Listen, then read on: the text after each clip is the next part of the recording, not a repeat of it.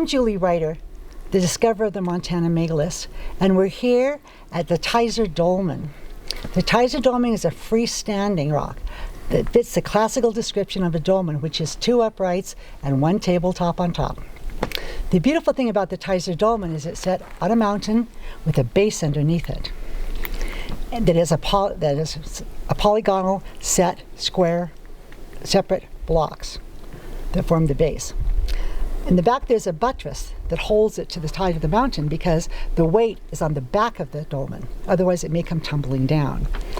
According to Andrew Barker, this is an extremely unique design that they have not found other places in the world so far. Above the Tizer Dolmen is a sphinx. It is an acoustic chamber, much like the hypogeum in Malta, sound chambers that go deep underground. So I'm here with Dr. Sam from Bosnia, who does experiments on dolmens and finds megalithic sites and tests them all over the world. So, Dr. Sam, what do you think about the Tizer Dolmen? Well, I think that I am very grateful that you and your team guided us here. We are almost at the top of this hill, and then you can see those 2 uprights, 2 megaliths, and 1 on the top. And you're right, this is the classical case of dolmen. The simplest, though. 2 vertical, 1 horizontal. Sometimes you can find them 3 vertical, 1 horizontal, sometimes 5 vertical, 2 horizontal, and so on. And you find them all over the planet. From Sardinia to Vietnam, South Korea has most of them. They have almost half of all dolmens on the planet for some reason. They are in Africa, they are in Pakistan, they are in Bangladesh, India, different countries. Why would somebody do something like that? The sincere answer would be, we don't know. The same thing goes for the original builders, those who placed them, like this one over here. How do we know that it's been placed? So we have 2 pieces, 2 megaliths. They are megaliths because they fulfill properties of megaliths. They are over 1 ton, and I'll talk about it. And you see, when it breaks vertically here. It does not happen in nature. It breaks horizontally. Why? Because they are the product of the sedimentation. That's how they break.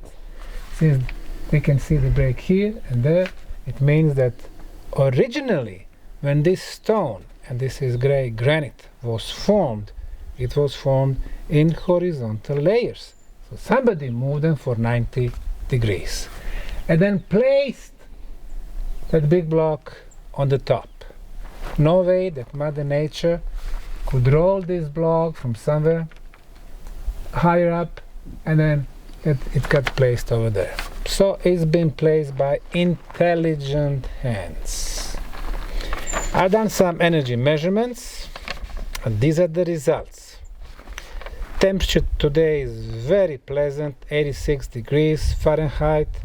Here in Montana during the fall we got blessed. Humidity very low, 20 degrees. Weather is sunny, visibility clear, so we can see everything around us. Negative ions are in the range from 50 to 900. They are beneficial if higher than 5,000. This is not the case here. And this is rarely the case anywhere in the world. The highest quantities in Bosnian pyramid tunnels, 20,000 to 100,000, sometimes even more. Then one time at the Great Zimbabwe, just before the thunderstorm started, we had also 100,000, and then Slovenia 5,000 near one lake and so on. Usually the mountains are 500 to 1,000. So here we have 50 to 900, positive 30 to 1,400. So nothing specially there. Electromagnetic radiation, the one that is harmful to us, there is none, meaning it's pleasant to stay here. Life energy or orgone energy, which got measured by the instrument called experimental life energy meter, is showing also just the regular results. It's about 30% on the scale from 0 to 100. Like in the city, Montana, 20, here is 30. What does it mean, life energy or orgone energy or chi? What this instrument measures, it actually measures our ability to receive harmful electromagnetic field. So higher the ability, our orgone or life energy is higher. Rather simple. People are on this scale from 0 to 100 from 55 to 100. For example, football players or tennis players, when they are in training, playing, they are about 90, 95, 98. Or other people from 55. And it doesn't have anything to do with the age. It has to do with the way we live with our immunity and so on. So 30% is good. Nothing special. Still, we don't have these healing properties. Then, I measure magnetic field. Magnetic field on a scale with microtesla is, the good field is from 25 to 65. If it is above 65, 70, 100, for example, 200 or 300, it means you are in close proximity of some very bad machines, like in a hospital, CT, stuff like that. They have about 300. And if you are real close to them, it's about 1,000. You go there, it's probably worse than potential disease that you have. But that's another story. Here we have 51 to 56 with an average of 54, which is rather good. I've seen places exactly in the middle of the scale, let's say about 43, 45, that would be ideal. 54 is still good. Ultrasound, if we can see regular distances showing the ultrasound at the same frequencies, then we could conclude that we have some type of the machine that generates this ultrasound. This is not the case. We do have presence of ultrasound, but it is irregular. Infrasound, similar thing. This is very, very deep sound. Sometimes on the places like megalithic sites, it's very busy, telling us that something is happening, either below them or inside. This is not the case. It's not busy. Most of the time there is no signal for infrasound. Now, two things that are really the most impressive. The first one is the orientation of the dolmen. If it was natural, Mother Nature does not make orientation exactly to the cardinal points. And cardinal points on this planet are east, west, north, and south. What we have here, we have exact north-south orientation. Now we are looking at the sun. It's just past noon. Sun is exactly to the south. And you see the orientation to the south. Now, this is not the orientation to some of our cosmic bodies and their important dates, like summer solstice or fall or spring equinox or winter solstice, like the case of the Sage Wall, which is oriented towards the sunrise and sunset during the winter solstice. Here we have simple orientation north-south, which in reality is not so simple, because you have to know where is your cosmic north, where is your exact south. So whoever placed those two big and the smaller megalith, that's the knowledge that they possessed. So if they know exact north and south, then they knew that our planet is spherical, it has its cosmical north. Maybe they knew even about the northern star. So it tells us that this place has some astronomical features, features of the astronomical observatory. And finally, about the megaliths themselves. Now,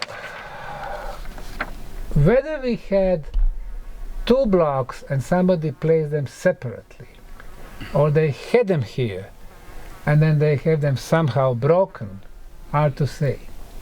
But we can see nicely that they fit.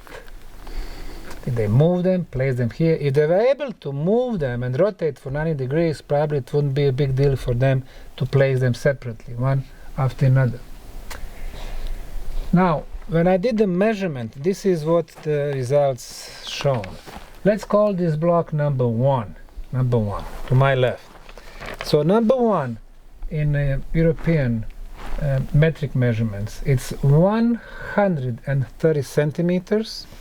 The height is 550 or 5.5 meters, and the width is 370 or 3.7 meters.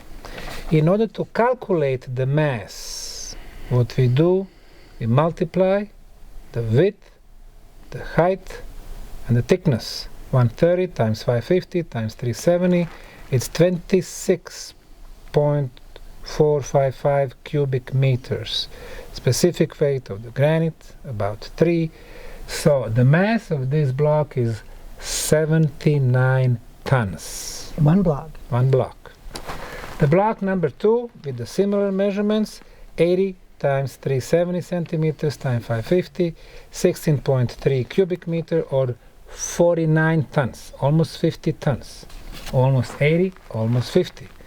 The one on the top, 220 times 140 times 250, 7.7 cubic meters or 23 tons. If we are to lift 23 tons on the top of those two, which are 5.5 meters or about 18-19 feet, you need to have lifting equipment. In this particular case, it should be crane. Forklifts, they don't have their forks, that can reach far enough. So our civilization of 21st century would use cranes. Around we can see remnants of cranes or any other lifting equipment. And we see many places with dolmens, with the blocks being moved. You would have a lot of pieces of the equipment if they would think the same way we think. The way we think is the following.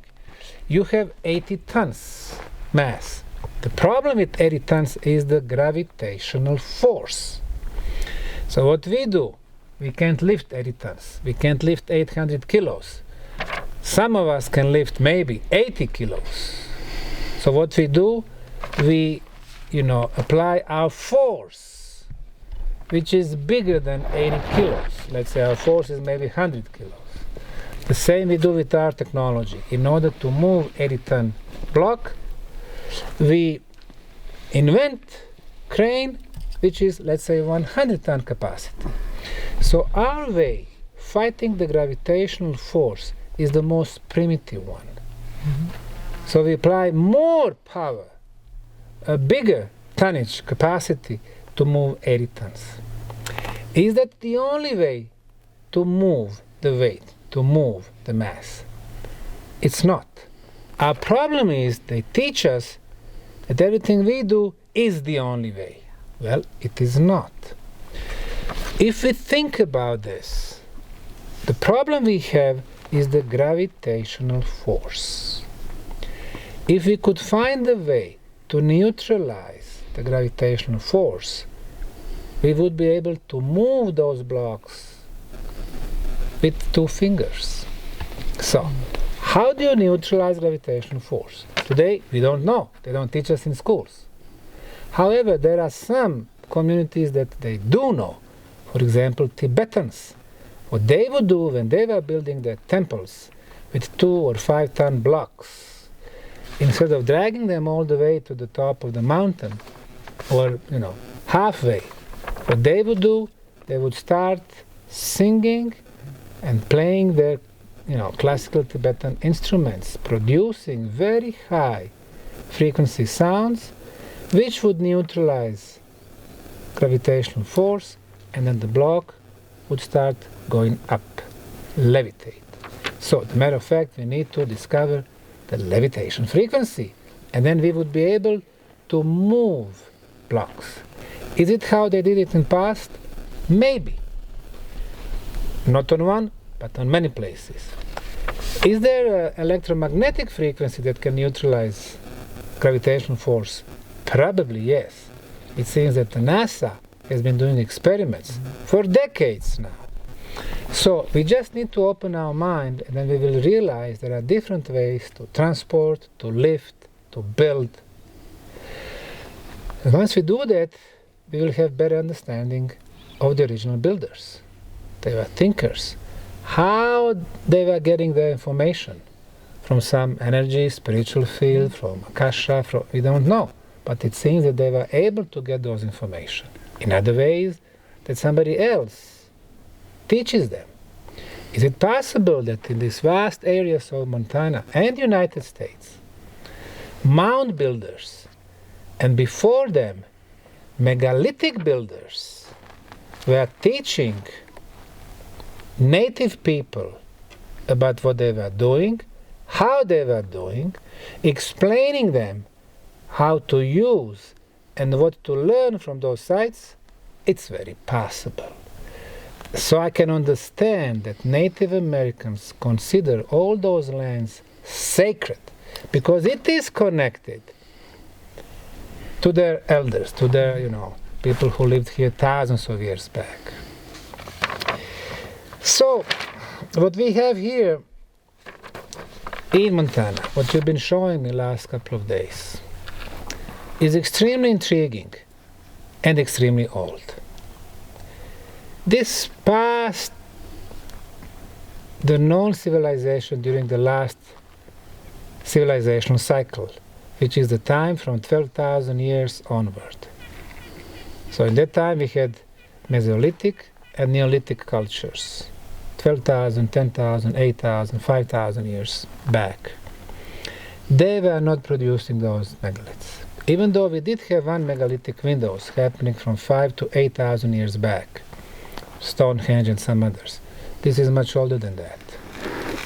It goes way back, maybe tens of thousands of years. What was happening during the time before time, or during the time beyond time? We don't know. Who were those builders? Why they were doing this? These are not classical homes with windows and doors and roofs. They are not. People were not living here. What did they use this for? Astronomy can be partial, minor description and explanation. Did they focus some energies here? It's possible at the time when our mother planet was much stronger. Yes, it is possible. But the real purpose, the major purpose, I don't see that we're going to get to it in the years to come.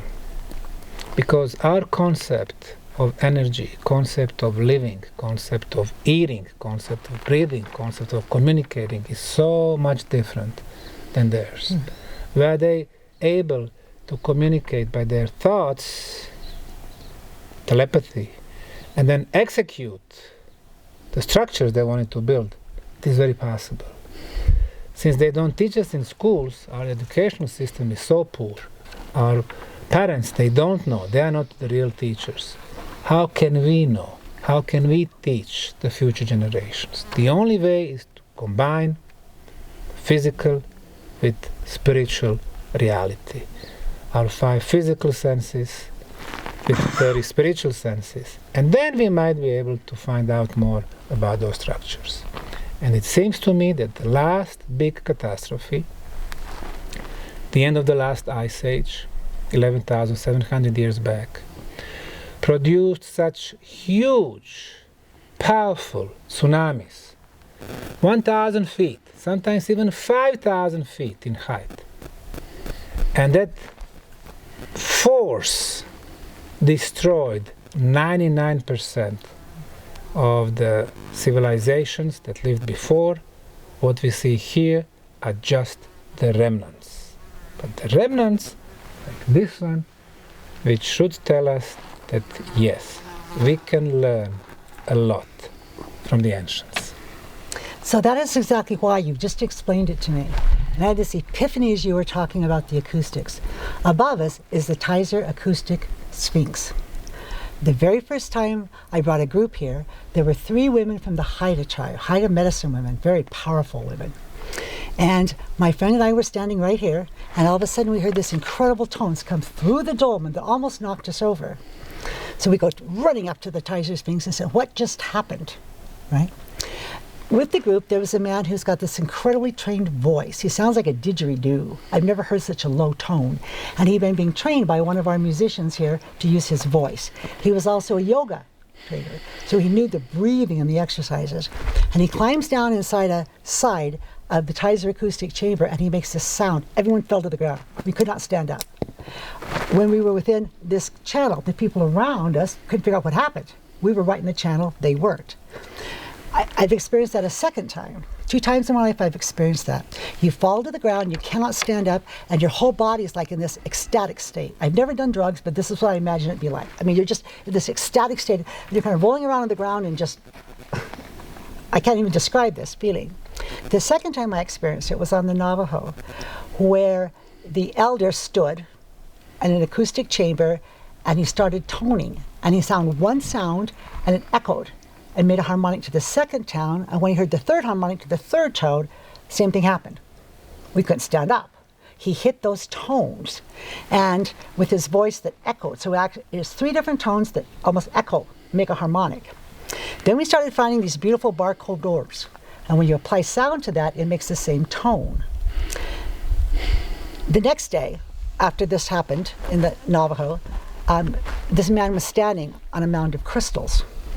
And I walked up and I said, that was the original sound of the making. He said, you recognized it? Oh yeah. I've heard it in my dreams. I recognize the sound. It's how particles come into being. It's how implant matter becomes excrement matter. It's what forms the creation. The next day, I heard in my mind, come, follow me. And as I followed him, 7 other women just got up and followed him, not a sound set, into a place, into like an ancient well that looks very much like the Ankhs, where we recreated the world each year. Each year they recreate the world in a new way, with crystals, with these sounds. It's the sound of the making. And anti-gravity. You could not maintain your gravity. You could not remain upright when the sound was being played. So thank you for Wonderful. that.